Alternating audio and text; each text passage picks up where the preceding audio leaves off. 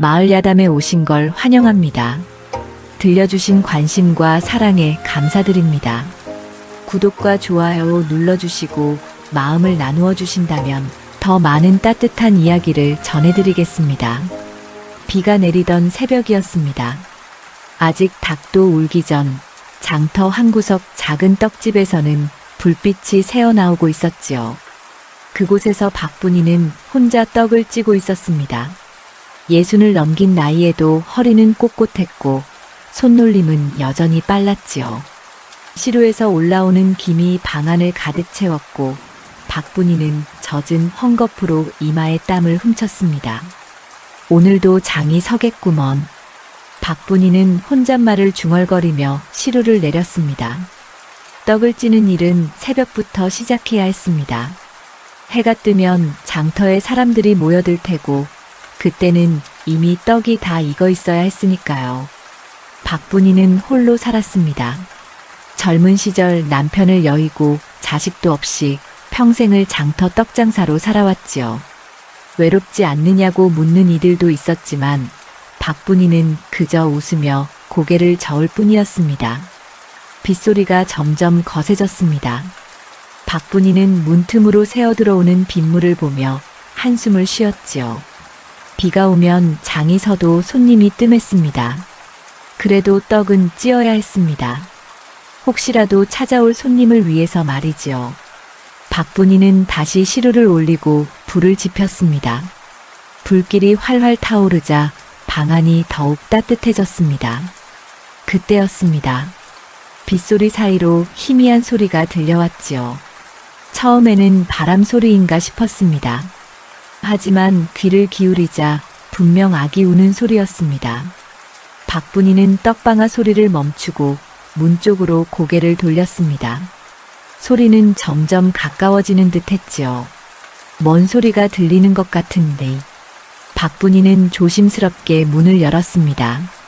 빗줄기가 거세게 쏟아져 들어왔고 어둠 속에서 희미한 울음소리가 더욱 또렷하게 들렸지요.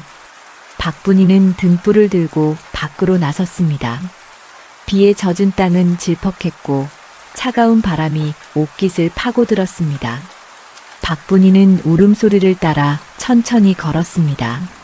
장터 모퉁이, 처마 밑에 무언가가 놓여 있었습니다. 박분이는 등불을 가까이 들이댔지요. 그곳에는 누더기에 쌓인 작은 아기가 있었습니다. 아기는 비에 젖어 온몸이 차갑게 식어 있었고 작은 입을 벌려 힘없이 울고 있었지요. 박분이는 깜짝 놀라 아기를 들어 올렸습니다. 아이고, 이를 어찌한단 말이냐. 아기는 너무도 작았습니다. 태어난 지 얼마 안 된 듯 했지요. 박분이는 서둘러 아기를 품에 안고 떡집으로 돌아왔습니다. 불을 더 지펴 방 안을 따뜻하게 했고 젖은 누더기를 벗겨내고는 자신의 옷으로 아기를 감쌌습니다. 아기는 여전히 울고 있었지만 차가웠던 몸이 조금씩 따뜻해지자 울음이 잦아들었지요. 누가 이런 짓을 한단 말이냐. 박분이는 아기를 내려다보며 혀를 찼습니다. 아기를 버리는 일은 드물지 않았습니다. 먹고 살기 힘든 세상이었으니까요. 하지만 막상 눈앞에서 보니 가슴이 아팠습니다. 박분이는 아기를 안은 채 한참을 망설였지요. 관아에 넘겨야 할지 아니면 어찌해야 할지 알 수 없었습니다. 일단 따뜻하게 해주고 봐야겠구먼. 박분이는 아기를 품에 안은 채 다시 떡을 찌기 시작했습니다. 떡방아를 찢는 소리가 방 안에 울려 퍼졌지요. 쿵쿵, 쿵쿵. 규칙적인 소리가 이어졌습니다. 그런데 신기한 일이 벌어졌습니다. 울던 아기가 갑자기 울음을 멈춘 것이지요. 박분이는 손을 멈추고 아기를 내려다보았습니다. 아기는 눈을 크게 뜨고 박분이를 바라보고 있었습니다. 어허, 떡방아 소리가 좋은가 보구먼. 박분이는 다시 떡방아를 찧었습니다. 쿵쿵, 쿵쿵. 소리가 이어지자 아기는 울지 않고 가만히 소리를 듣고 있었지요. 박분이는 이상한 느낌이 들었습니다. 보통 아기들은 큰 소리에 놀라 더 울기 마련인데 이 아기는 오히려 조용해졌으니까요. 박분이는 아기를 더욱 꼭 껴안았습니다. 내가 여기 온 것도 인연이겠지. 박분이는 관아에 넘기려던 마음을 거두었습니다. 관아에 가면 아기는 여기저기 떠돌다 결국 어찌 될지 알 수 없었습니다. 차라리 자신이 키우는 게 나을 것 같았지요. 박분이는 아기를 내려다보며 미소를 지었습니다. 이연이라 부르마. 인연의 연자로 말이다. 박분이는 아기에게 이름을 지어주었습니다. 이연. 이어진 인연이라는 뜻이었지요. 박분이는 아기를 안은 채 다시 떡을 찌기 시작했습니다. 빗소리는 여전히 거셌지만 방 안은 따뜻했습니다. 떡지는 김이 피어오르고 떡방아 소리가 울려 퍼지는 가운데 작은 아기는 평화롭게 잠들었지요. 날이 밝았습니다. 비는 그쳤고 장터에는 사람들이 하나둘 모여들기 시작했습니다. 박분이는 이연을 등에 업고 떡을 팔기 시작했지요. 사람들은 박분이가 아기를 업고 있는 모습을 보고 수군거렸습니다. 박할매가 아기를 업고 있네 그려. 주워온 아기라던데 늙은 나이에 무슨 고생을 자처한단 말이냐. 박분이는 사람들의 수군거림을 들었지만 아랑곳하지 않았습니다. 그저 묵묵히 떡을 팔았지요. 이연은 등에서 조용히 있었습니다. 울지도 않고 가만히 있어서 박분이는 일하기가 한결 수월했습니다. 해가 저물 무렵 박분이는 떡집을 정리하고 이연을 안고 집으로 돌아왔습니다. 이제부터 우리 둘이 사는 거다. 박분이는 이연을 내려다보며 말했습니다. 아기는 여전히 조용히 박분이를 바라보고 있었지요.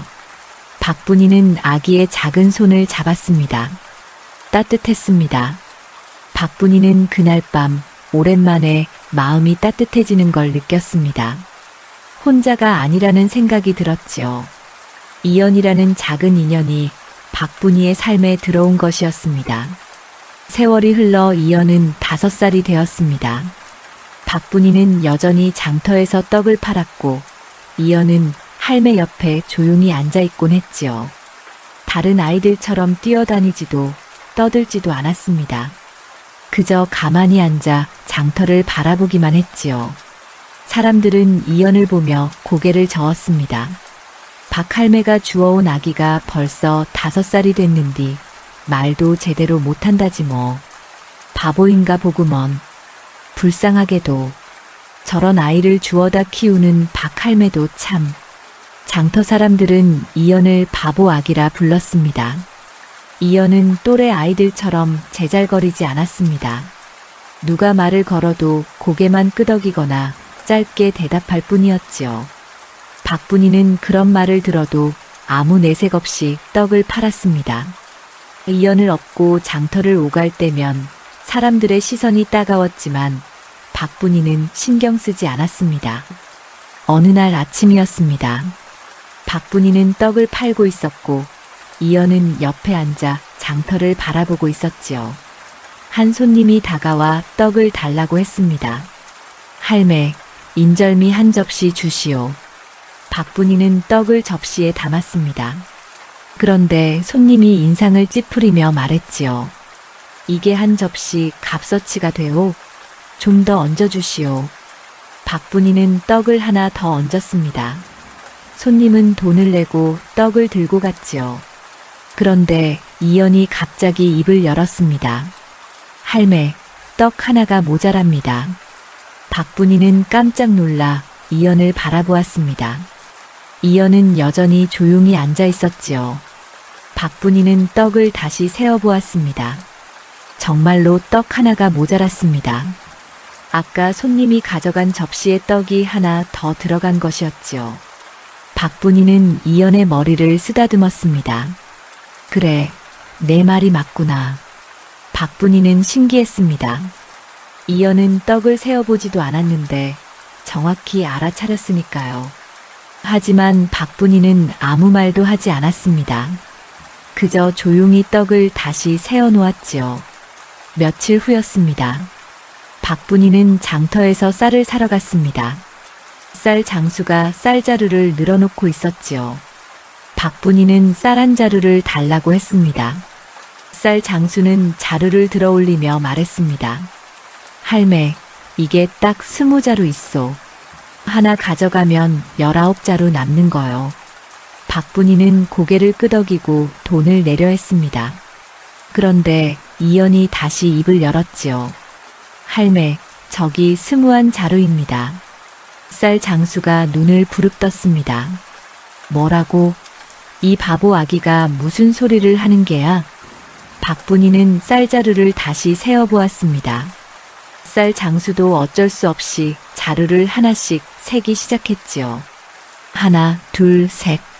세어보니 정말로 21자루였습니다. 쌀 장수는 난처한 얼굴로 고개를 긁적였습니다. 아이고, 내가 잘못 센 모양이요. 박분이는 이연의 손을 꼭 잡았습니다. 이연은 여전히 조용히 서 있었지요. 쌀 장수는 이연을 이상하게 바라보며 고개를 갸우뚱했습니다. 저 아기가 어떻게 알았단 말이오? 박분이는 대답하지 않고 쌀을 들고 떡집으로 돌아왔습니다. 이연은 할매의 손을 잡고 뒤따라왔지요. 박분이는 집에 돌아와 이연을 안치고 물었습니다. 이연아, 내가 어떻게 그걸 알았느냐? 이연은 짧게 대답했습니다. 그냥 보이니야. 보인다고? 네, 할매. 숫자가 보입니다. 박분이는 알 수 없었습니다. 하지만 이연이 범상치 않다는 것만은 확실했지요. 박분이는 이연의 머리를 쓰다듬으며 말했습니다. 이연아, 앞으로는 함부로 말하지 마라. 알겠느냐? 네, 할매. 박분이는 이연을 지켜야 한다고 생각했습니다. 남다른 아이는 사람들의 시기를 받기 마련이었으니까요.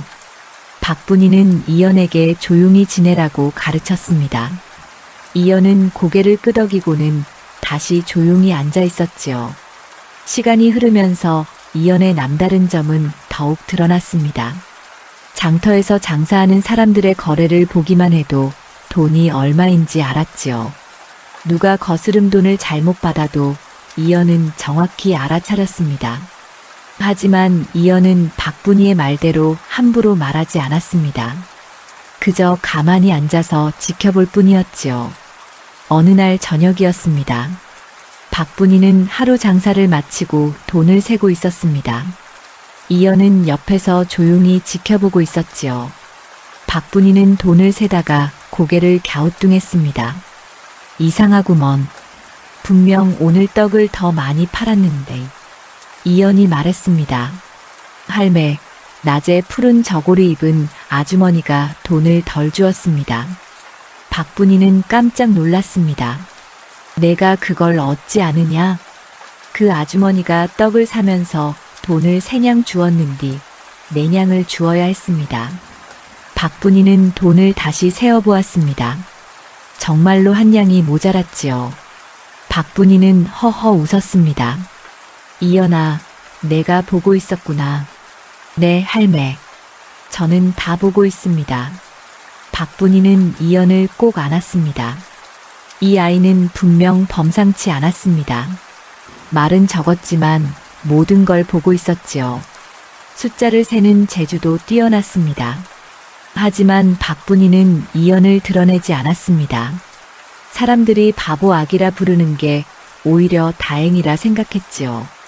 이연아, 내가 똑똑한 건 할매만 알면 된다. 다른 사람들한테는 비밀이야. 네, 할매. 이연은 고개를 끄덕였습니다. 박분이는 이연의 작은 손을 잡았지요. 장터에서는 여전히 사람들이 이연을 바보 아기라 불렀습니다. 하지만 박분이는 알고 있었습니다. 이 아이가 얼마나 남다른지 말이지요. 박분이는 이연을 지키기 위해 더욱 조심스럽게 살았습니다. 이연도 할매의 말을 따라 조용히 지냈지요. 밤이 깊었습니다. 박분이는 이연을 재우고 혼자 앉아 생각에 잠겼습니다. 이 아이를 어떻게 키워야 할까? 세상은 남다른 일을 시기했습니다. 특히 가난하고 천한 이가 재주를 보이면 더욱 그러했지요. 박분이는 이연이 평범하게 자라길 바랐습니다. 하지만 이연의 재주는 숨길 수 없을 만큼 뛰어났습니다. 하늘이 준 재주인디 어찌해야 하나. 박분이는 한숨을 쉬었습니다. 그래도 지금은 이연을 지키는 게 먼저였지요. 박분이는 잠든 이연을 내려다보았습니다. 작고 조용한 아이였지만 그 안에는 큰 재주가 숨어 있었습니다. 박분이는 이연의 이불을 덮어주고는 조용히 불을 껐습니다. 달빛이 방 안을 비추고 이연은 평화롭게 잠들어 있었지요. 장터에서 박분이의 떡집 옆에는 잡화 가게가 있었습니다. 그 가게 주인은 최덕수라는 사내였지요. 40줄의 최덕수는 장터에서 제법 손꼽히는 상인이었습니다. 물건도 많이 팔고 돈도 잘 벌었지요. 하지만 그의 성질은 고약하기로 소문났습니다. 약한 이에게는 함부로 대하고 강한 이에게는 굽실거렸지요. 최덕수는 박분이를 못마땅하게 여겼습니다. 늙은 여자가 혼자 떡집을 하는 것도 보기 싫었고 주워온 아이를 키운다는 것도 마음에 들지 않았지요. 게다가 박분이의 떡집이 제법 장사가 되니 더욱 싫었습니다. 손님들이 박분이의 떡을 사러 오다가 자신의 가게는 그냥 지나칠 때가 많았으니까요. 어느 날 아침이었습니다. 박분이는 떡을 팔고 있었고 이연은 옆에 조용히 앉아 있었지요. 한 부인이 떡을 사러 왔습니다. 할매, 송편 한 그릇 주시구려. 박분이는 송편을 담아주었습니다. 부인이 돈을 내려는데 최덕수가 불쑥 끼어들었지요. 부인, 떡은 우리 가게 앞에서도 팝니다. 거기가 더 싸고 맛도 좋지요. 부인이 고개를 갸우뚱했습니다. 그래요? 하지만 전 여기 떡이 익숙한디. 익숙하다고 좋은 게 아니지요. 우리 가게 떡은 쌀도 좋고 정성도 더 들어갑니다. 주워온 아이 손이 닿은 떡보다야 낫지 않겠소? 최덕수는 이연을 흘끗 보며 말했습니다. 부인은 난처한 표정을 지었지요. 박분이는 입술을 깨물었지만 아무 말도 하지 않았습니다. 부인은 결국 최덕수의 가게로 따라갔습니다. 박분이는 송편을 도로 거두어 드렸지요.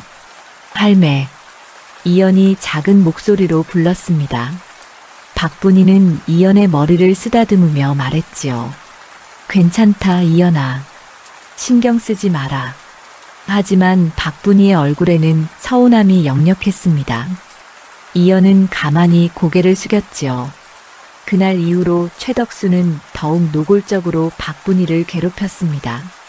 손님이 떡을 사러 오면 슬쩍 끼어들어 자기 가게 물건을 권했지요. 할매, 이 떡은 위생이 걱정되지 않소? 주워온 아이가 만진 떡인디 말이오. 저 아이는 바보라던디 그런 아이가 있는 곳에서 만든 떡을 먹어도 되겠소? 최덕수의 말은 점점 심해졌습니다. 사람들은 처음에는 못 들은 척했지만 자꾸 듣다 보니 슬그머니 발길을 돌리기 시작했지요. 박분이의 떡은 예전만큼 팔리지 않았습니다. 어느 날 저녁이었습니다. 박분이는 남은 떡을 정리하며 한숨을 쉬었지요. 이연이 옆에서 조용히 지켜보고 있었습니다. 박분이는 이연을 보며 미안한 마음이 들었습니다. 이 아이 때문에 장사가 안 되는 것은 아닐까 하는 생각이 들었지요. 하지만 박분이는 그런 생각을 떨쳐냈습니다. 이연아, 사람들이 뭐라고 해도 신경 쓰지 마라. 우리는 떳떳하게 살면 되는 것이다. 네, 할매. 이연은 고개를 끄덕였습니다. 하지만 작은 눈에는 슬픔이 어려 있었지요. 박분이는 이연을 꼭 안았습니다. 며칠 후였습니다. 장터에 새로운 소문이 퍼지기 시작했지요. 최덕수가 손님들에게 거스름돈을 속이고 있다는 소문이었습니다. 하지만 아무도 확실한 증거를 대지 못했습니다. 최덕수는 교묘하게 속였고 손님들은 나중에야 거스름돈이 틀린 것을 알아차렸으니까요.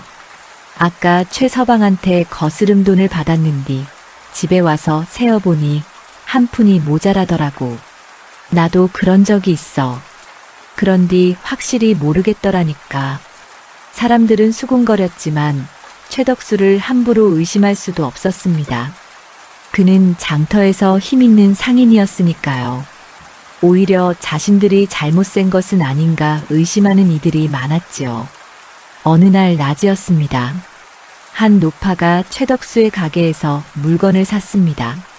노파는 돈을 내고 거스름 돈을 받았지요. 그런데 최덕수는 일부러 적게 주었습니다. 노파는 눈이 어두워 거스름 돈을 제대로 세지 못했지요. 이연은 그 모습을 멀리서 지켜보고 있었습니다. 노파가 떡집 앞을 지나갔습니다. 이연은 박분이를 올려다보았지요. 박분이는 이연의 눈빛을 보고 무슨 일인지 짐작했습니다. 하지만 박분이는 고개를 저었습니다. 함부로 나서면 더 큰 화를 입을 수 있었으니까요. 이연아, 그냥 두자꾸나. 하지만 할매, 안 된다. 우리가 나설 일이 아니다. 박분이는 단호하게 말했습니다. 이연은 고개를 숙였지요. 노파는 거스름 돈이 모자란 줄도 모르고 장터를 떠났습니다. 이연은 그 뒷모습을 바라보며 입술을 깨물었지요. 그날 저녁이었습니다. 박분이는 이연에게 말했지요. 이연아, 세상에는 나쁜 사람도 있고 약한 사람도 있다. 우리가 다 도울 수는 없다. 하지만 할매, 그 할머니는 속은 것을 모르십니다. 알지. 하지만 우리가 나서면 최서방이 우리를 가만두지 않을 게야. 그러면 우리도 장사를 못하게 될지 모른다. 이연은 아무 말도 하지 못했습니다. 박분이의 말이 옳다는 것을 알았지만 마음은 답답했지요. 박분이는 이연의 손을 잡았습니다. 이연아, 지금은 참아야 한다. 때가 오면 진실은 드러나는 법이다. 네, 할매. 이연은 고개를 끄덕였습니다. 하지만 작은 가슴 속에는 분한 마음이 꿈틀거렸지요. 다음 날 아침이었습니다. 장터는 여전히 시끌벅적했습니다. 박분이는 떡을 팔고 있었고 이연은 옆에 앉아 있었지요. 최덕수는 또다시 박분이를 비웃었습니다. 박할매, 요즘 장사가 안 되는 모양이지? 주워온 아이 때문에 손님들이 꺼린다니까. 박분이는 대꾸하지 않았습니다. 최덕수는 희희 웃으며 말을 이었지요. 주워온 애가 뭘 알겠어. 바보 아기라며. 그런 아이 키워서 뭐 하려고. 최서방, 말을 조심하시오. 박분이가 낮은 목소리로 말했습니다. 최덕수는 코웃음을 쳤지요. 뭐, 말 조심하라고. 사실을 말하는디 뭐가 어때서? 이 아이는 내가 키우는 아이요. 함부로 말하지 마시오. 박분이의 목소리에는 분노가 섞여 있었습니다. 최덕수는 비웃으며 자기 가게로 돌아갔지요. 박분이는 주먹을 꽉 쥐었습니다. 이연은 박분이의 손을 잡았지요. 할매, 괜찮아요. 이연아. 박분이는 이연을 안았습니다. 이 아이를 지켜야 한다는 생각이 들었지요. 세상이 아무리 매몰차게 굴어도 박분이만은 이연의 편이 되어주고 싶었습니다. 해가 저물었습니다. 박분이는 떡집을 정리하며 이연에게 말했지요. 이연아, 앞으로도 함부로 말하지 마라. 내가 아는 것을 다 말하면 사람들이 너를 이상하게 볼 게야. 네, 할매. 알겠습니다. 그리고 최서방 같은 사람은 상대하지 마라. 그런 이들은 언젠가 스스로 망하는 법이다. 박분이는 이연의 머리를 쓰다듬었습니다. 이연은 고개를 끄덕이며 박분이를 따라 집으로 돌아갔지요. 달빛이 두 사람의 뒷모습을 비추고 있었습니다. 장터 한 구석에는 주막이 하나 있었습니다. 그곳의 주모는 서옥년이라는 40줄의 여인이었지요. 서옥년은 젊은 시절 한양에서 살다가 남편을 여의고 이곳으로 내려와 주막을 차렸습니다. 주막은 제법 장사가 잘 되었고 서옥년은 사람 보는 눈이 있다고 소문났지요. 장터를 오가는 상인들의 속셈을 꿰뚫어 보았고 누가 거짓말을 하는지도 단번에 알아차렸습니다. 어느 날 오후였습니다.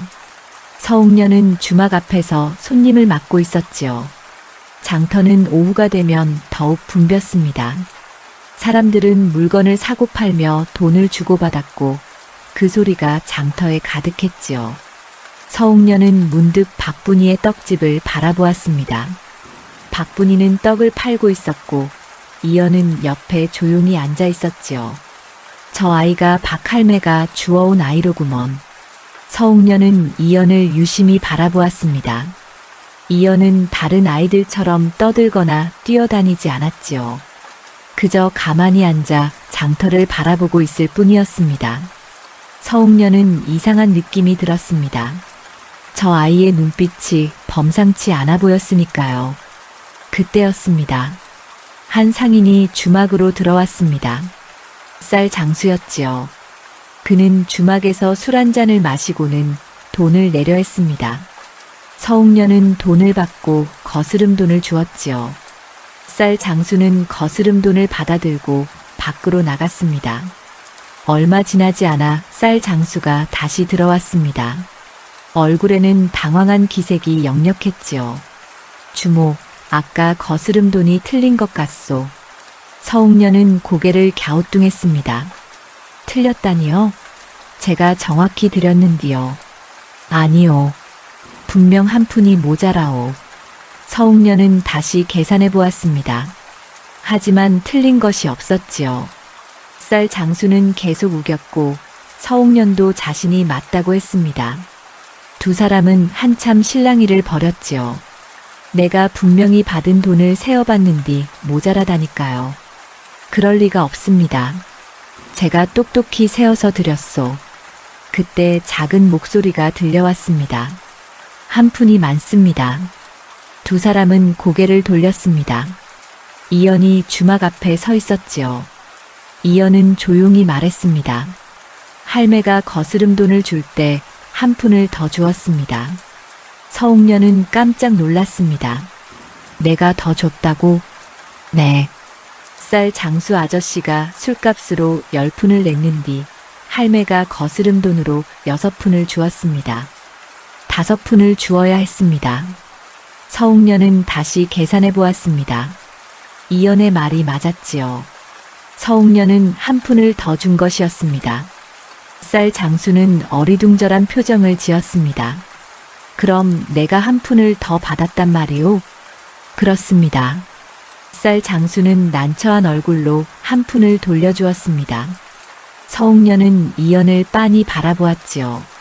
꼬마, 내가 어떻게 알았느냐? 그냥 보였습니다. 보였다고? 이연은 더 이상 대꾸하지 않고 박분이에게로 돌아갔습니다. 서옥녀는 이연의 뒷모습을 오래도록 바라보았지요. 저 아이는 뭔가 다르다는 생각이 들었습니다. 해가 저물 무렵이었습니다. 서옥녀는 주막을 정리하고 박분이의 떡집으로 갔습니다. 박분이는 남은 떡을 정리하고 있었지요. 박할매, 잠깐 이야기 좀 하시지요. 무슨 일이십니까? 서옥녀는 주변을 둘러보고는 목소리를 낮췄습니다. 아까 그 아이 말이요. 할매 손자 맞소? 손자는 아니고 주워온 아이입니다. 그 아이가 범상치 않소.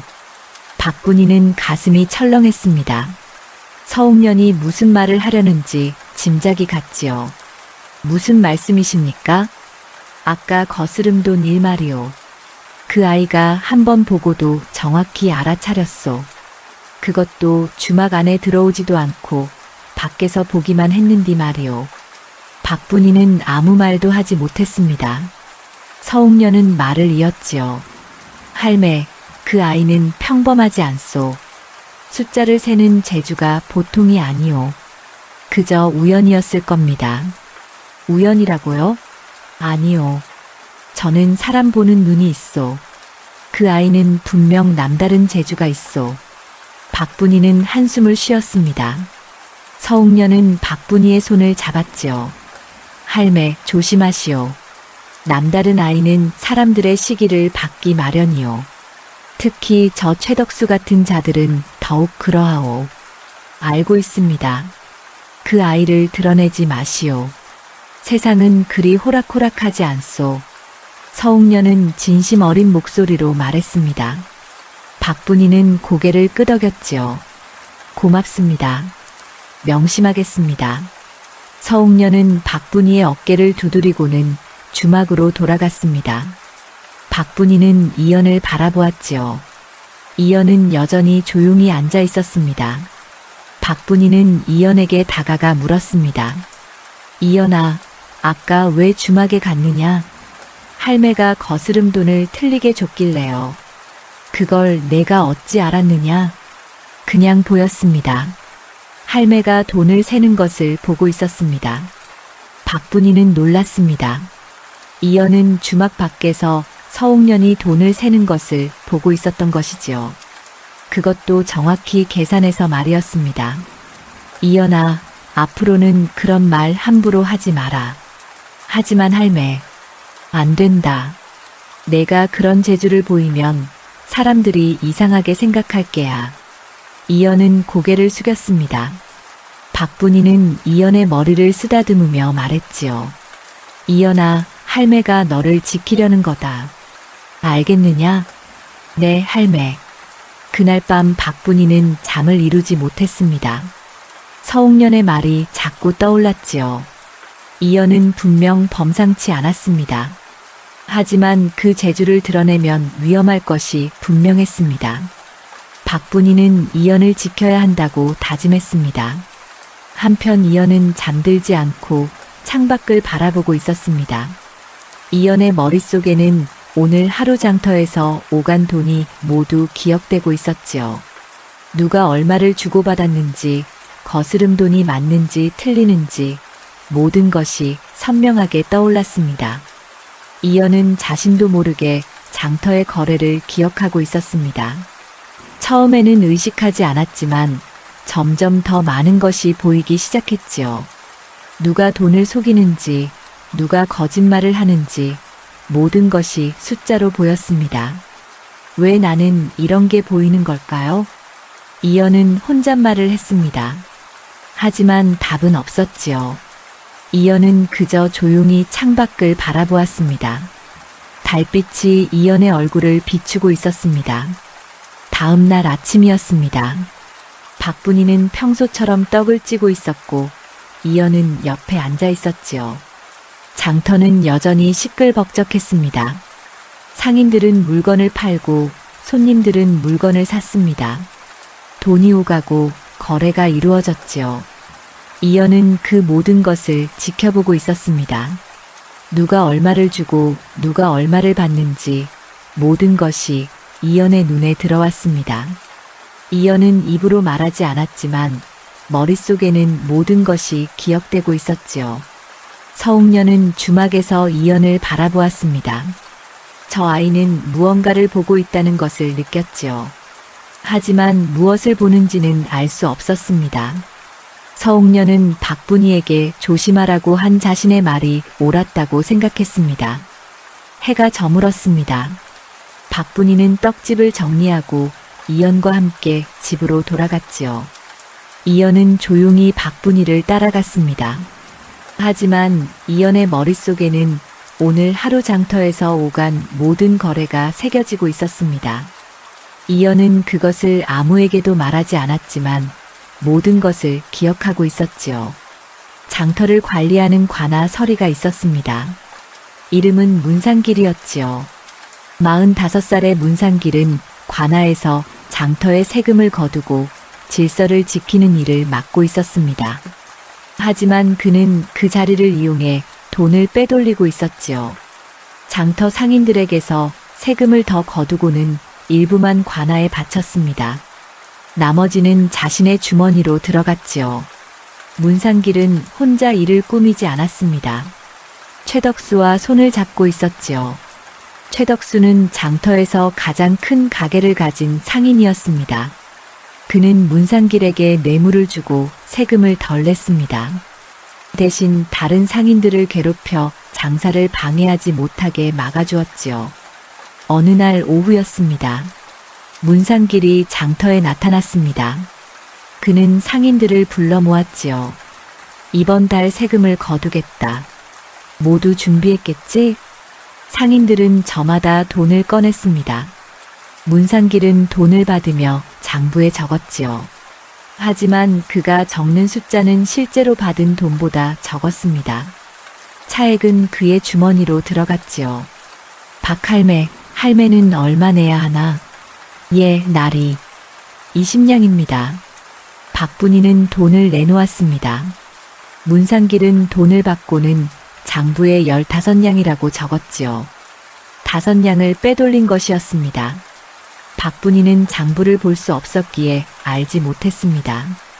이연은 그 모습을 지켜보고 있었습니다. 문상길이 돈을 받고 장부에 적는 것을 유심히 바라보았지요. 비록 그는 몰랐지만 돈의 액수는 정확히 알 수 있었습니다. 이연은 문상길이 적는 숫자가 실제 받은 돈과 다르다는 것을 느꼈지요. 할매, 저 양반이 이상합니다. 쉬, 조용히 해라. 박분이는 이연의 입을 막았습니다. 문상길이 돌아보았지요. 뭐라고 했느냐? 아닙니다, 나리. 아이가 하는 소리입니다. 문상길은 이연을 흘끗 보고는 다른 상인에게로 갔습니다. 박분이는 이연의 손을 꽉 잡았지요.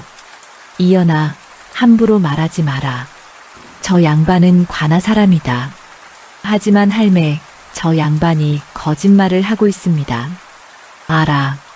하지만 우리가 어쩔 수 있느냐? 그냥 모른 척해야 한다. 이연은 입을 다물었습니다. 하지만 머릿속에는 문상길이 받은 돈과 장부에 적은 숫자의 차이가 모두 기억되고 있었지요. 며칠 후였습니다. 이연은 장터에서 거래되는 모든 돈을 머릿속에 담고 있었습니다. 누가 얼마를 주고받는지, 문상길이 얼마를 빼돌리는지, 최덕수가 얼마나 세금을 덜 내는지 모든 것이 선명하게 기억되었지요. 이연은 그를 몰랐지만 숫자는 알았습니다. 아니, 숫자보다 더 정확하게 알았지요. 한 번 본 거래는 절대 잊지 않았습니다. 돈이 오가는 순서도 액수도 모든 것이 머릿속에 그림처럼 그려졌습니다. 어느 날 저녁이었습니다. 박분이는 이연과 함께 집으로 돌아왔습니다. 이연은 박분이에게 물었지요. 할매, 저 문나리는 왜 거짓으로 장부에 적는 것입니까? 그건 나쁜 짓이다. 세금을 제대로 거두지 않고 자기가 빼돌리는 것이지. 그럼 관아에 말해야 하지 않습니까? 박분이는 한숨을 쉬었습니다. 이연아, 세상은 그리 간단하지 않다. 문나리는 관아 사람이야. 우리 같은 백성이 뭐라고 할 수 있겠느냐? 하지만 할매, 그리고 증거가 없다. 장부는 문나리가 가지고 있고 우리는 글도 모른다. 누가 우리 말을 믿겠느냐? 이연은 아무 말도 하지 못했습니다. 박분이의 말이 옳았지요. 하지만 이연의 머릿속에는 모든 거래가 기억되고 있었습니다. 비록 글로 적을 수는 없었지만 머릿속에는 장부보다 더 정확한 기록이 있었지요. 그날 밤 박분이는 걱정이 되었습니다. 이연이 너무 많은 것을 알고 있었습니다. 만약 문상길이나 최덕수가 이연의 재주를 알게 되면 어찌 될까요? 그들은 분명 이연을 가만두지 않을 것이었습니다. 박분이는 결심했습니다. 이연을 지키기 위해서는 더 초라하게 살아야 했지요. 눈에 띄지 않아야 했습니다. 박분이는 일부러 장사를 줄이기 시작했습니다. 이연아, 앞으로는 떡을 조금만 만들겠다. 왜요, 할매? 손님들이 많은디요. 너무 장사가 잘 되면 시기를 받는다.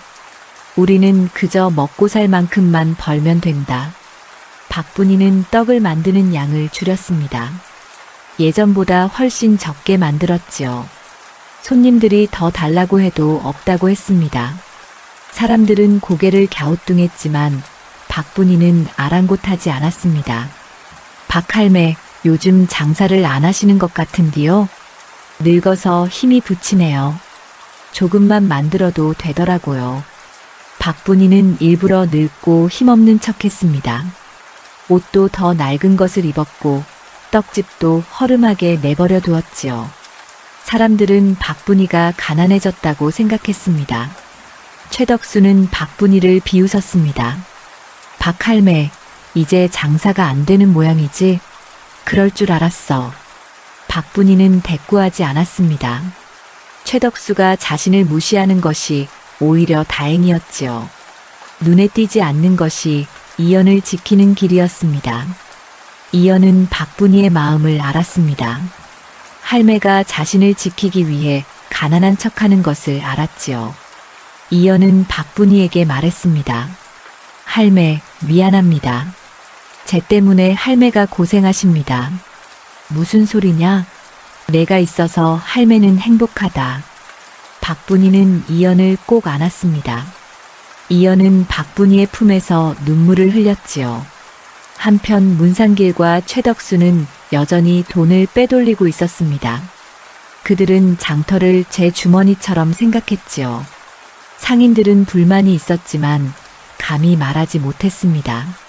문상길은 관아 사람이었고 최덕수는 장터에서 힘이 있었으니까요. 어느 날 오후였습니다. 문상길은 최덕수의 가게에서 술을 마시고 있었지요.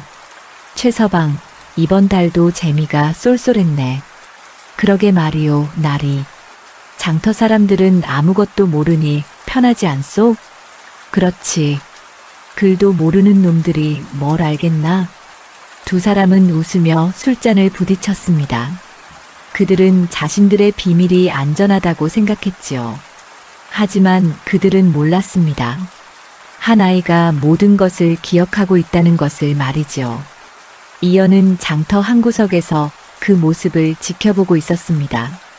문상길과 최덕수가 술을 마시며 웃는 모습을 보았지요. 이연은 그들이 빼돌린 돈이 얼마인지 정확히 알고 있었습니다. 한 푼도 빠짐없이 말이지요. 해가 저물었습니다. 박분이는 떡집을 정리하고 이연과 함께 집으로 돌아갔습니다. 오늘도 장사는 신통치 않았지요. 하지만 박분이는 괜찮았습니다. 이연이 안전하다면 그것으로 충분했으니까요. 이연아, 오늘도 고생했구나. 아닙니다, 할매. 할매가 더 고생하셨습니다.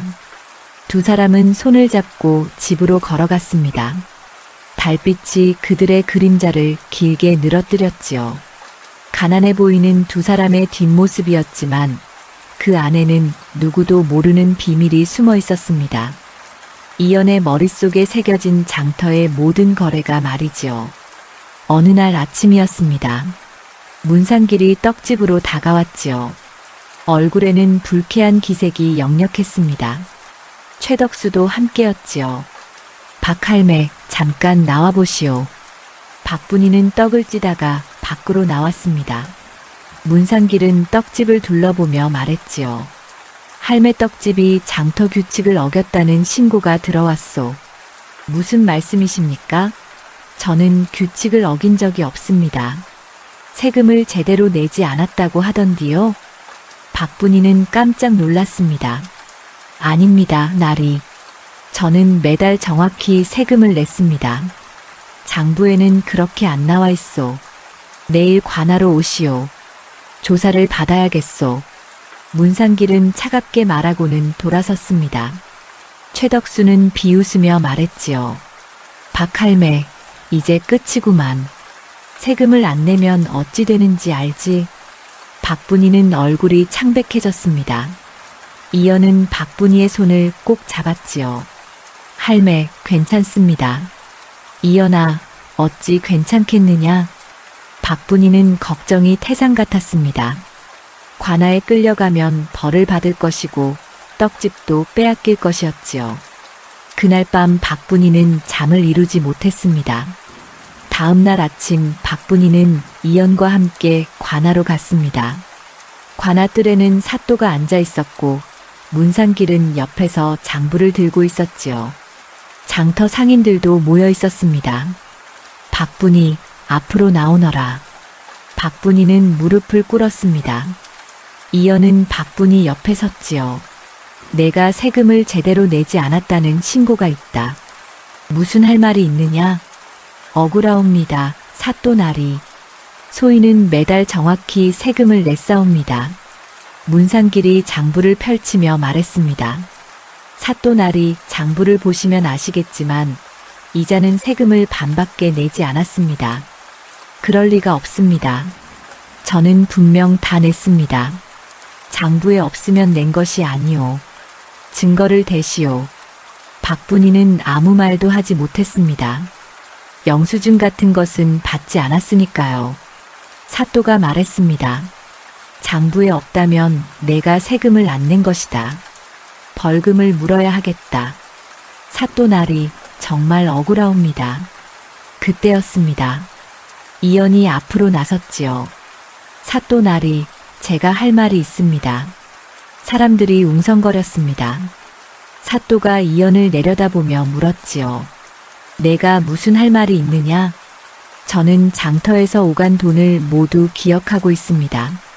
뭐라고? 문상길이 비웃으며 말했습니다. 사또나리, 저 아이는 바보라고 소문난 아이입니다. 말도 안 되는 소리를 하고 있습니다. 저는 바보가 아닙니다. 제가 본 것을 말씀드리겠습니다. 이연은 또박또박 말하기 시작했습니다. 지난달 초하루 쌀 장수 김서방이 20냥을 냈습니다. 문나리는 장부에 15냥이라고 적었습니다. 문상길의 얼굴이 굳어졌습니다. 그리고 초일의 날 포목 장수 이서방이 30냥을 냈습니다. 문나리는 25냥이라고 적었습니다. 이놈이 어디서 헛소리를. 문상길이 소리쳤습니다. 하지만 이연은 멈추지 않았지요.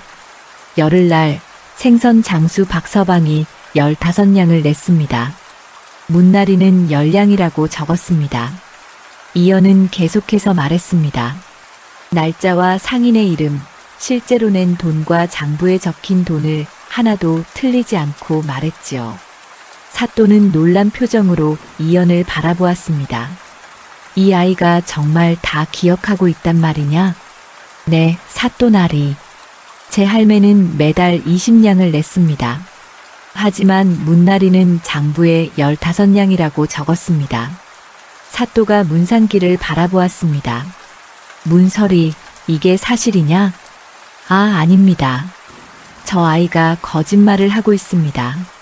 그럼 장부를 확인해보자. 사또는 다른 상인들을 불렀습니다. 김서방, 내가 지난달에 세금을 얼마 냈느냐? 20냥을 냈사옵니다. 장부에는 15냥이라고 적혀 있구나. 이서방, 너는 30냥을 냈사옵니다. 장부에는 25냥이로구나.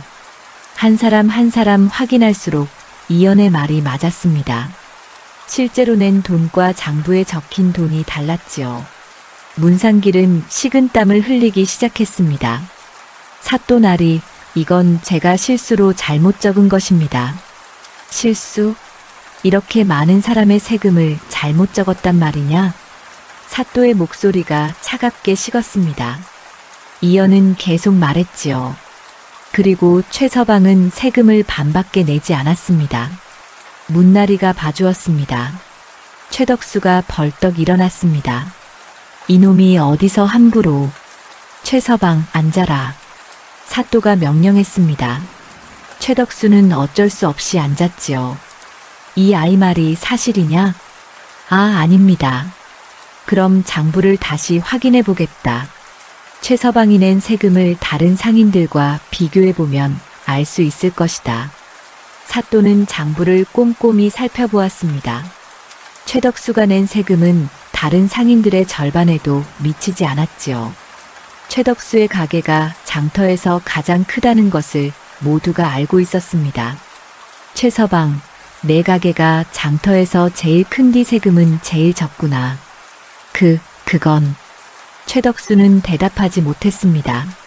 사또는 문상길을 노려보았지요. 문설이, 내가 세금을 빼돌리고 최서방과 결탁한 것이 분명하구나. 용서해 주십시오, 사또나리. 문상길은 바닥에 엎드렸습니다. 하지만 사또는 차갑게 말했지요. 관아의 돈을 빼돌린 죄는 무겁다. 당장 옥에 가두어라. 포졸들이 문상길을 끌고 갔습니다. 최덕수도 함께 끌려갔지요. 두 사람은 발버둥 쳤지만 소용없었습니다. 사또는 이연을 다시 바라보았습니다. 꼬마, 내가 정말 그 많은 거래를 다 기억하고 있느냐? 네, 사또나리. 어찌 그런 재주가 있느냐? 그냥 보이는 것입니다. 사또는 감탄하며 고개를 끄덕였습니다. 신기한 아이로구나. 박할매, 할매는 좋은 아이를 키우고 있소. 황송하옵니다, 사또나리. 할매는 세금을 제대로 냈으니 돌아가도 좋소. 그리고 이 아이를 잘 보살피시오. 감사합니다, 사또나리. 박분이는 이연의 손을 잡고 관아를 나왔습니다. 장터 사람들은 두 사람을 바라보았지요. 박분이가 주워온 바보 아기가 문상길과 최덕수를 무너뜨렸다는 것이 믿기지 않았습니다. 저 아이가 정말 다 기억하고 있었던 게야? 세상에 장부보다 정확하다니. 바보가 아니었구나. 사람들의 수군거림이 들렸습니다. 박분이는 이연을 데리고 떡집으로 돌아갔지요. 이연아, 오늘 정말 고마웠다. 아닙니다, 할매. 제가 해야 할 일을 한 것뿐입니다. 박분이는 이연을 꼭 안았습니다. 이 아이가 얼마나 대견한지 몰랐지요. 하지만 동시에 걱정도 되었습니다. 이제 이연의 재주가 모두에게 알려졌으니 말이지요. 관아에서 조사가 계속되었습니다. 사또는 문상길의 장부를 낱낱이 뒤졌지요. 이연이 말한 대로 빼돌린 돈을 계산해 보니 그 액수가 엄청났습니다. 문상길은 몇 년 동안 장터 상인들에게서 세금을 빼돌려왔던 것이지요. 문상길, 내가 빼돌린 돈이 100냥이 넘는구나. 용서해 주십시오, 사또나리. 문상길은 바닥에 엎드려 빌었지만 사또는 냉정했습니다. 관아의 돈을 훔친 죄는 무겁다. 내 벼슬을 빼앗고 유배를 보내겠다. 사또나리. 문상길은 끌려나갔습니다. 최덕수도 마찬가지였지요. 문상길과 결탁해 세금을 덜 낸 죄가 드러났으니까요. 최덕수, 너는 뇌물을 주고 세금을 속였다. 재산의 반을 몰수하고 곤장 30대를 치겠다. 사또나리, 살려주십시오. 최덕수도 곤장을 맞고 끌려나갔습니다. 장터 사람들은 그 광경을 지켜보며 감탄했지요. 문나리가 저런 짓을 하고 있었다니. 최서방도 꼴 좋다. 맨날 잘난 척하더니. 그런데 박할매 손자가 정말 대단하구나. 사람들은 이연을 새로운 눈으로 바라보기 시작했습니다. 바보 아기라고 부르던 이들이 이제는 신기하다는 듯 쳐다보았지요. 박분이는 이연의 손을 꼭 잡고 떡집으로 돌아왔습니다. 며칠 후였습니다. 관아에서 사람이 찾아왔지요. 박할매, 사또나리께서 부르십니다. 박분이는 다시 관아로 갔습니다. 이연도 함께 갔지요. 사또는 두 사람을 보며 환하게 웃었습니다. 박할매, 할매 덕분에 장터의 부정을 바로잡았소. 황송하옵니다, 사또나리. 이 아이가 아니었다면 문상길의 죄를 밝힐 수 없었을 것이오. 상으로 은자 50냥을 내리겠소. 사또는 은자가 든 주머니를 내밀었습니다. 하지만 박분이는 고개를 저었지요. 사또나리, 저희는 상을 바라지 않습니다. 뭐라고? 상을 받지 않겠다고? 예. 저희는 그저 떳떳하게 살 수 있으면 그것으로 족합니다. 사또는 놀란 표정을 지었습니다. 돈을 마다하는 사람을 본 적이 없었으니까요. 할매, 이 돈이면 평생 편하게 살 수 있을 텐디. 사또나리, 돈은 사람을 욕심스럽게 만듭니다. 저희는 지금도 충분히 행복하옵니다. 박분이는 단호하게 말했습니다. 사또는 한참을 박분이를 바라보다가 고개를 끄덕였지요. 알았소. 할매의 뜻이 그러하다면 억지로 줄 수는 없겠구려. 하지만 앞으로 장터에서 불편한 일이 있으면 언제든 관아에 알리시오. 감사합니다. 사또나리. 박분이는 이연과 함께 관아를 나왔습니다. 이연이 물었지요. 할매, 왜 돈을 받지 않으셨어요? 이연아, 돈은 많으면 많을수록 욕심이 생긴다. 우리는 지금처럼 먹고 살 만큼만 있으면 된다. 하지만 할매, 그리고 사람들이 우리를 시기할 게야. 가난하게 사는 것이 오히려 편하단다. 이연은 고개를 끄덕였습니다. 박분이의 지혜를 이해했지요. 장터로 돌아오자 분위기가 달라져 있었습니다. 사람들이 박분이와 이연을 보며 수군거렸지요. 저 아이가 정말 대단한 재주를 가졌더라. 장부도 없이 다 기억하다니. 박할매가 보통 사람이 아니었구나. 떡집 앞에는 손님들이 줄을 서 있었습니다. 예전에는 거들떠보지도 않던 사람들이었지요. 할매, 떡 좀 주시오. 소문 듣고 왔습니다. 저도 떡 한 접시 주시오. 박분이는 떡을 팔았습니다. 하지만 마음이 편하지 않았지요. 사람들이 떡이 좋아서 오는 것이 아니라 이연의 재주가 신기해서 오는 것 같았으니까요. 서옥년이 떡집으로 왔습니다. 박할매 잘하셨소. 무슨 말씀이십니까? 문상길과 최덕수를 혼내주셨잖소. 장터 사람들이 다 고마워하고 있소. 저희가 한 일이 아닙니다. 이연이가 한 일이지요. 서옥년은 이연을 보며 미소 지었습니다. 이 아이가 참 기특하구려. 하지만 조심하시오, 할매. 이제 사람들이 이 아이를 주목할 테니. 알고 있습니다. 남다른 재주는 축복이기도 하지만 위험하기도 하오. 부러워하는 사람도 있지만 시기하는 사람도 있으니까.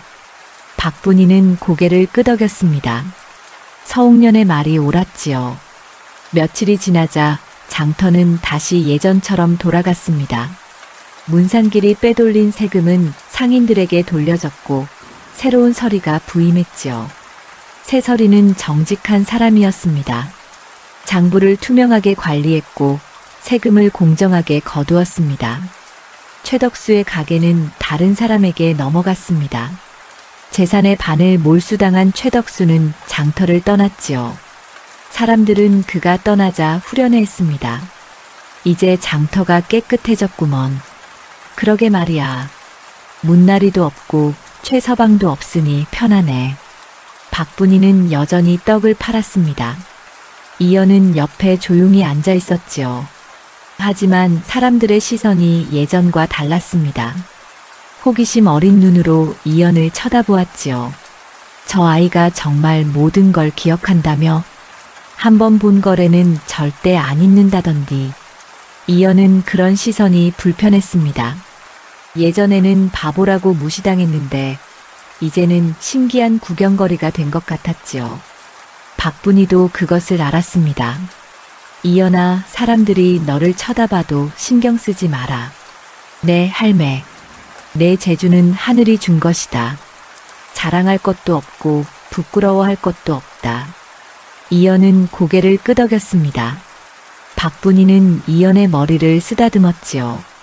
어느 날 저녁이었습니다. 박분이는 떡집을 정리하며 이연에게 말했습니다.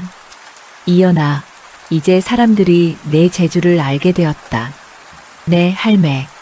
앞으로 힘든 일도 있을 게야. 하지만 할매가 항상 곁에 있을 테니 걱정하지 마라. 할매, 저는 괜찮습니다. 이연아, 내가 이 할매를 만난 것도 인연이고 할매가 너를 만난 것도 인연이다. 우리는 서로를 지켜주는 거란다.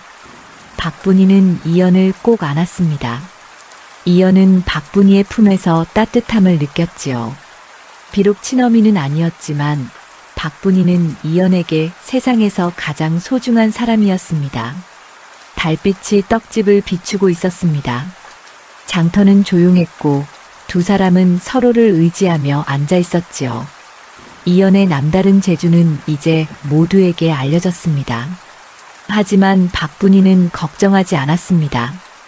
이 아이와 함께라면 어떤 어려움도 이겨낼 수 있을 것 같았으니까요. 계절이 바뀌어 가을이 왔습니다. 박분이는 여전히 떡을 팔았고 이연은 옆에 앉아 있었지요. 하지만 박분이의 기침이 잦아졌습니다. 밤마다 기침을 하는 소리에 이연은 잠을 설쳤지요. 할매, 몸이 안 좋으신 것 같습니다. 괜찮다, 이연아. 나이가 들어서 그런 게야. 하지만 박분이는 알고 있었습니다. 자신에게 남은 시간이 얼마 없다는 것을 말이지요. 60을 넘긴 몸은 이미 많이 쇠약해져 있었습니다. 박분이는 이연을 생각했습니다. 자신이 없으면 이 아이는 어찌 될까요? 어느 날 아침이었습니다. 박분이는 관아로 이연을 데리고 갔지요. 사또를 뵙고 싶다고 했습니다. 사또 날이 청이 있사옵니다. 무슨 일이요, 박할매? 이 아이를 부탁드리고 싶습니다. 사또는 놀란 표정을 지었습니다. 아이를 부탁한다니 무슨 말이요? 소인은 늙고 병들었사옵니다. 얼마 살지 못할 것 같사옵니다. 하지만 이 아이는 재주가 있으니 제대로 배워야 합니다. 박분이의 목소리는 떨렸지만 단호했습니다. 이 아이가 글을 배우고 셈을 배운다면 나라에 쓸모 있는 사람이 될 것입니다. 부디 이 아이를 거두어 주시옵소서. 사또는 이연을 바라보았습니다. 이연은 고개를 숙이고 있었지요. 할매, 이 아이를 정말 관아에 맡기려 하시오? 네, 사또나리. 이 아이의 장래를 생각하면 그것이 최선이옵니다. 사또는 한참을 생각하다가 고개를 끄덕였습니다. 알았소. 이 아이를 관아에서 거두어 글과 셈을 가르치도록 하겠소. 감사합니다, 사또나리. 박분이는 깊이 절을 했습니다. 이연은 박분이의 손을 잡았지요. 할매, 저는 할매와 함께 있고 싶습니다. 이연아, 이게 너를 위한 길이란다. 하지만 할매, 박분이는 이연을 안았습니다. 눈물이 흘렀지요. 이연아, 할매는 너를 사랑한다.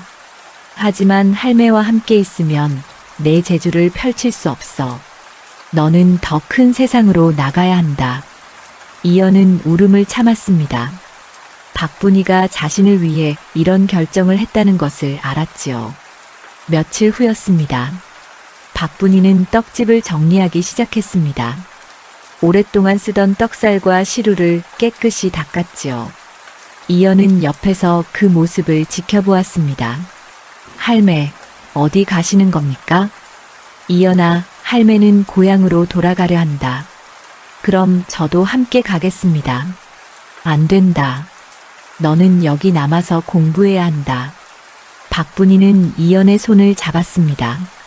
이연아, 할매가 너를 주워온 날을 기억하느냐? 네, 할매. 그날 비가 내렸지. 할매는 떡을 찌다가 내 울음소리를 들었어. 그리고 너를 안았을 때 따뜻했단다. 박분이는 눈물을 흘렸습니다. 너는 할매에게 선물이었다. 외로웠던 할매에게 하늘이 보내준 선물 말이야. 할매, 이연아, 너는 훌륭한 사람이 될 게야. 할매는 그걸 믿는다. 밤이 되었습니다. 박분이는 마지막으로 떡을 찌었지요. 이연과 함께 먹을 떡이었습니다. 두 사람은 조용히 떡을 먹었습니다. 말이 없었지만 서로의 마음을 알 수 있었지요. 이연아, 할매가 없어도 꿋꿋하게 살아야 한다. 네, 할매. 남에게 의지하지 말고 스스로 힘으로 살아가거라. 네, 할매. 박분이는 이연을 꼭 안았습니다. 이연의 머리를 쓰다듬으며 말했지요. 이연아, 할매는 내가 자랑스럽다. 다음 날 새벽이었습니다. 박분이는 조용히 짐을 꾸렸습니다. 많지 않은 짐이었지요. 떡집 문을 잠그고 열쇠를 서옥년에게 맡겼습니다. 옥년이, 이걸 부탁하오. 할매, 정말 떠나시는 겁니까? 그래야 하오. 이연이를 위해서 말이오. 서옥년은 눈물을 흘렸습니다. 할매, 이연희는 어찌합니까? 관아에서 돌볼 것이오. 그 아이는 이제 더 큰 곳으로 가야 하오. 박분이는 장터를 천천히 걸었습니다. 오랫동안 살았던 곳이었지요. 떡을 팔았던 자리, 이연과 함께 앉아있던 자리, 모든 것이 눈에 선했습니다. 사람들이 하나둘 모여들었습니다. 박분이가 떠난다는 소문을 들었지요. 박할매, 어디 가십니까? 정말 떠나시는 겁니까? 박분이는 고개를 끄덕였습니다. 올해 신세졌습니다. 이제 고향으로 돌아가렵니다. 할매, 이연희는요? 이연희는 관아에서 공부하게 될 것입니다. 사람들은 아쉬워했습니다. 비록 가난한 떡장수였지만 박분이는 장터에서 존경받는 사람이었지요. 묵묵히 제 일을 하며 남을 해치지 않는 사람이었습니다. 할매, 그동안 고마웠습니다. 할매 덕분에 장터가 깨끗해졌습니다. 박분이는 사람들에게 작별 인사를 했습니다. 그리고 천천히 장터를 벗어났지요. 이연은 관아 마당에서 그 모습을 지켜보고 있었습니다. 박분이는 멀어져 갔습니다. 작은 뒷모습이 점점 흐려졌지요. 이연은 더 이상 참을 수 없었습니다. 관아 문을 뛰쳐나가 박분이를 향해 달렸지요. 할매. 박분이는 걸음을 멈췄습니다. 이연이 달려오는 소리를 들었지요. 할매, 가지 마세요. 이연은 박분이를 껴안았습니다. 눈물이 멈추지 않았지요. 이연아. 할매, 저를 두고 가지 마세요. 저는 할매 없이 못 삽니다. 박분이는 이연을 안고 울었습니다. 두 사람은 한참을 그렇게 서 있었지요. 이연아, 할매도 너와 헤어지기 싫다. 하지만 이게 너를 위한 길이란다. 할매. 이연은 박분이의 옷깃을 잡았습니다. 놓고 싶지 않았지요. 이연아, 이제 놓아야 한다. 할매는 가야 하고 너는 남아야 한다. 할매, 할매. 이연은 마지막으로 박분이를 불렀습니다. 그리고 처음으로 다른 말을 했지요. 어미. 박분이는 깜짝 놀라 이연을 보았습니다. 이연은 눈물을 흘리며 말했지요. 어미 사랑합니다. 박분이는 이연을 꼭 안았습니다. 가슴이 터질 것 같았지요. 이연아, 할매도 너를 사랑한다. 박분이는 이연의 손을 천천히 놓았습니다. 그리고 다시 걸음을 옮겼지요. 뒤돌아보지 않았습니다. 뒤돌아보면 다시 돌아가고 싶을 것 같았으니까요. 이연은 그 자리에 서서 박분이를 바라보았습니다. 작은 뒷모습이 점점 멀어졌지요. 마침내 지평선 너머로 사라졌습니다. 떡집은 텅 비어 있었습니다. 오랫동안 떡을 찌던 불은 꺼졌고 시루는 차갑게 식었지요. 사람들은 빈 떡집을 보며 말했습니다. 박할매가 참 대단한 분이었지. 그 할매 덕분에 이연희가 제대로 배우게 됐어. 정말 훌륭한 분이셨네. 사람들은 그제야 박분이의 진짜 가치를 이야기했습니다. 가난했지만 욕심 없었고 남다른 아이를 정성껏 키워 세상에 내보낸 노파였지요. 이연은 관아에서 글을 배우기 시작했습니다. 뛰어난 재주 덕분에 빠르게 배웠지요. 하지만 밤마다 박분이를 그리워했습니다. 떡지는 소리가 그리웠고 따뜻한 품이 그리웠습니다. 달빛이 관아 마당을 비추었습니다. 이연은 하늘을 올려다보며 혼잣말을 했지요. 어미, 보고 싶습니다. 바람이 불어왔습니다. 어디선가 떡지는 냄새가 나는 것 같았습니다. 이연은 눈을 감았지요. 박분이의 얼굴이 떠올랐습니다. 자신을 주워 키워준 할매, 세상에서 가장 소중한 사람이었습니다.